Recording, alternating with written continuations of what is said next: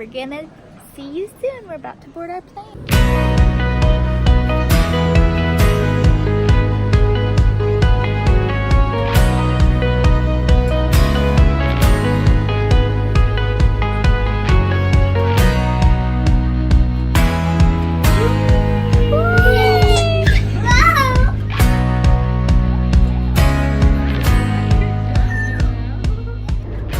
Opted for the earlier train with a longer connection, but it's a direct connection, and on these trains there are playgrounds for the kids. So if you're taking any longer trains in Switzerland, look for the symbol FA on the train formation when booking your ticket, and if it has an FA, then it means there's a family car. Sometimes it's a nice big playground with slides or boats that you can drive, and sometimes it's just that the tables at your seat have little board games and things. But Noelle drinks her milk, and we can bring formula for her, but Anders drinks cow's milk, and you can't bring that through security.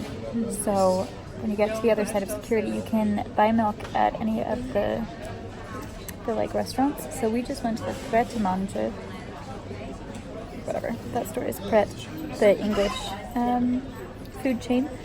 And they gave us warm, not hot, not cold, nice warm milk for free. Didn't have to pay anything. Uh-oh, did you spill it? If you have a big pack of wipes in your carry-on, a lot of times it'll get flagged for a check through security because it looks like too much liquid. So just heads up, by all means bring as many wet wipes as you need. Just know that you might get flagged for a more thorough check. The airline usually provides some sort of coloring book or toys, so this is a fun little luggage tag, a coloring book, and colored pencils and a sharpener. We have stocking cups for Noelle, which stay really compact, and right now that's her favorite thing in the world to play with. We have two small stuffed animals. These are Anders' snakes. They're just pipe cleaners, but they're great because you can play with them. Or colored pencils. You want your snakes? Here you go. A slinky is really good. We have a sticker pack in the BedBox. And then we have all these mini books. They got a little bit wet from his water bottle that leaked. We also have the Netflix app downloaded on the iPad, and you can download movies and TV shows and things for viewing offline. So Noelle is definitely a massive wiggle room, but we were assigned the bulkhead seats, and the flight has about 100 empty seats, so it's really empty, and there's lots of place for her to run around and play. Anders has his BedBox all set up, and Noelle is just standing up playing. Huh. Anders is asleep. The only way to get him to sleep on an airplane is to let him watch TV until he falls asleep and make sure he has a full belly, and eventually he falls asleep. Noelle, you just have to give her lots and lots and lots and lots of milk and make sure she has a clean diaper. There are too many distractions for kids to just fall asleep on their own, and their schedules get thrown off anyway, so it's okay if they don't sleep at their normal time, but if you're flying through the day, they should have some nap.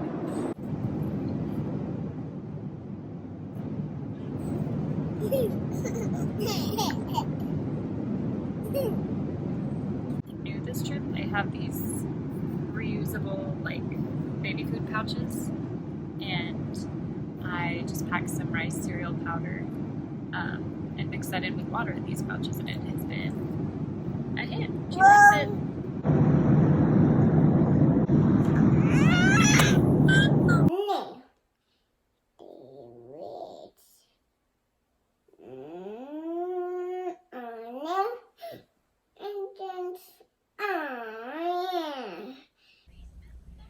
We have gotten pretty good at overcoming jet lag over the years, but inevitably, the first day you get hit with it.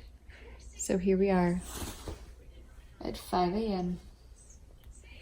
doing Cosmic Kids yoga because the children refuse to sleep anymore, which is fine. The kids slept a whopping 30 minutes each on our flight yesterday. 10-hour flight. It was a direct flight, but they slept 30 minutes each. And normally they take 2-hour naps in the middle of the day. Our flight landed at midnight, their time. And then we visited family and stayed up and didn't go to bed until 4 a.m. their time. So their little bodies are totally thrown off, as is mine.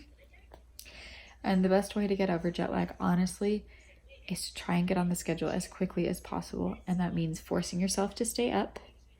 Don't go to bed at 6 p.m. If you are traveling back in time, stay up with everybody else. Yes, you're gonna be tired. Yes, you're going to probably still wake up really early, but that's the fastest way to get over.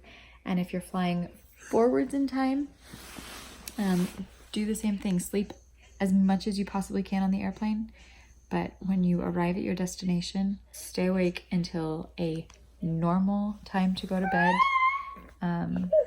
And your body will adjust faster. Yes, you will still have probably one day of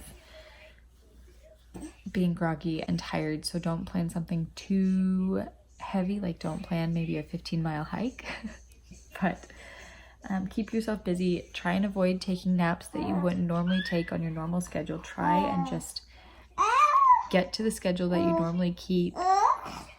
Just shift it, however many hours. It'll be difficult the first day, but by day 2, you'll be totally normal.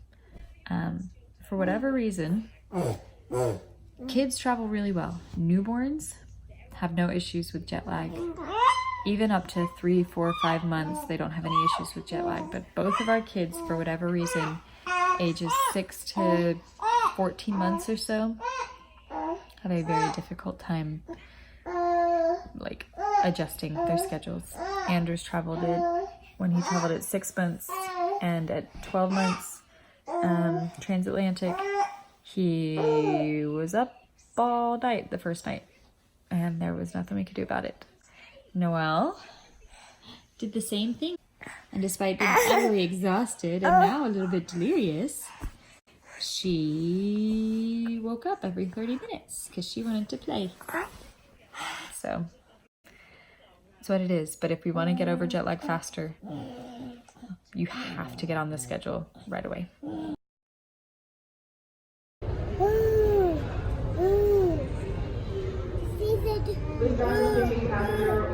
Yeah.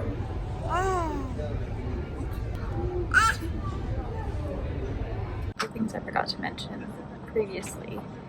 On the European flights, they have you put a seatbelt on lap babies. It just attaches to the adult seatbelt and then you wrap it around their waist. When you fly from the US overseas to Europe, or anytime you're flying eastward, you're often going to fly through the night. You should know when flying with kids, don't expect them to sleep the whole time. I'm watching a movie. Yeah.